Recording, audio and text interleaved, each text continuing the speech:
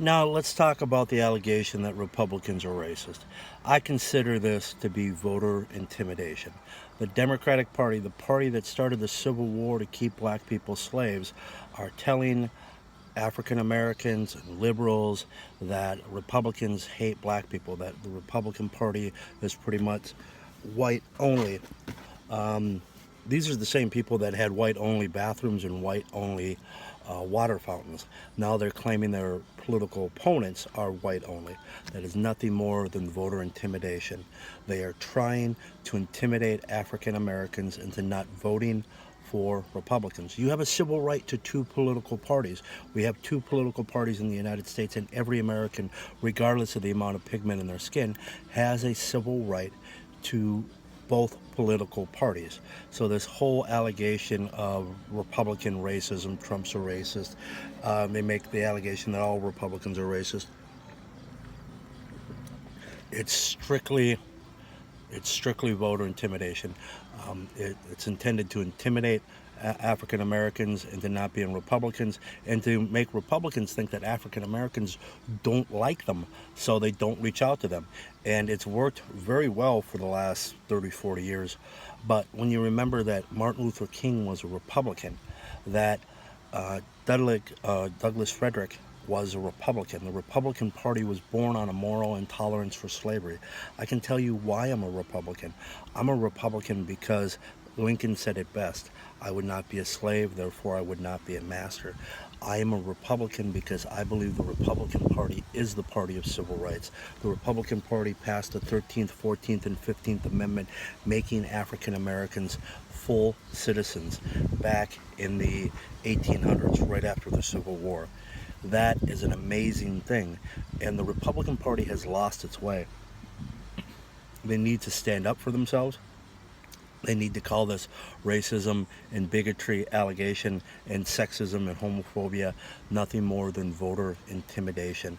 It's brainwashing and it's it's just voter intimidation is all it is, and there should be charges filed against these people for making for trying to intimidate voters, and that's where the Republicans need to stand up, ask for the black vote, and I'm a Republican consultant, and my advice to the Republican Party is go after African American votes. I am working on what I call the baby daddy bill, which would allow African Americans and any person to have a second income and stay on welfare. Right now, it's household income.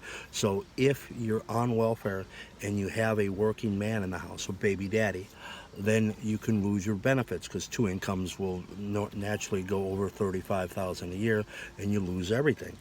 Now, my goal would be to have Trump change that and to allow it to be the individual income. So if you're living with a person with a job, it doesn't count against you. If you're living with your baby daddy, if you have a black man in the home with a job, that is how you get out of poverty. Two incomes is the key to getting out of poverty, and our welfare system requires you to stay single and stay poor. It pretty much is designed to keep people, to keep women having kids with multiple baby daddies, and to stay single and to stay poor. We need to address that if we want to address the real driver of poverty. By the way, this isn't a mistake. If you look at the 12 goals of the Communist Manifesto, the destruction of the traditional family is one of the goals of the Communist Manifesto. Why is that? Because Karl Marx was a fatherless bastard who lived in a basement slum apartment in Paris.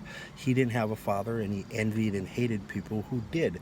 So he put it in the Communist Manifesto, and the Communists and the Democratic Party, who helped run the welfare system, deliberately destroyed families. And the primary families that they've destroyed is African Americans, although they've destroyed a lot of whites, Latinos, and some Asian families. But The truth of the matter is it's straight out of the Communist Manifesto, and it needs to be addressed, it needs to be identified, and it needs to be changed. And if you could put black men back into black households and give them father figures in the home, if that's the one thing Trump does, and Trump's done a lot of things, but his second term should be all about that. He could issue an executive order doing that before the election, and he should be known as the person who fixed welfare and helped people get out of poverty and put black fathers back into the lives of their children and back into black homes. And if he ran on that, I think he wins big. And we have to stand up to this racism issue. I'm Tim Anderson. You're watching mypresidenttrump.us. I'm a political consultant. If you want to interview me or if you want my assistance with your campaign, please reach out to mypresidenttrump.us. That's my website, and mypresidenttrump.us@gmail.com is where you can contact me. Once again, we need to make America great again by putting black men back in the house, back in the black households, and putting black fathers back in the black homes. That should be one of Donald Trump's greatest legacies. And the greatest driver of poverty is being a single parent. It's just so hard to get ahead, trying to take care of kids, try to have a full-time job, and try not to go over the welfare requirements. Those are impossible things, and the welfare system deliberately requires that you stay single. That is fixable. We just changed from household income to individual income and allow a 2-year exception. So if you go over 35,000 or whatever the limit is in your particular section of the country, you won't lose your benefits for 2 years, and then we'll reevaluate. You do that, people will take that raise, they'll take that second job, they'll let that working man into their lives, into their children's lives, and into their home. I'm Tim. Hit that like button, hit the subscribe button, and you should become a donor. Please donate to us. We have sponsorship opportunities. I'm Tim, and this is mypresidenttrump.us. Thank you.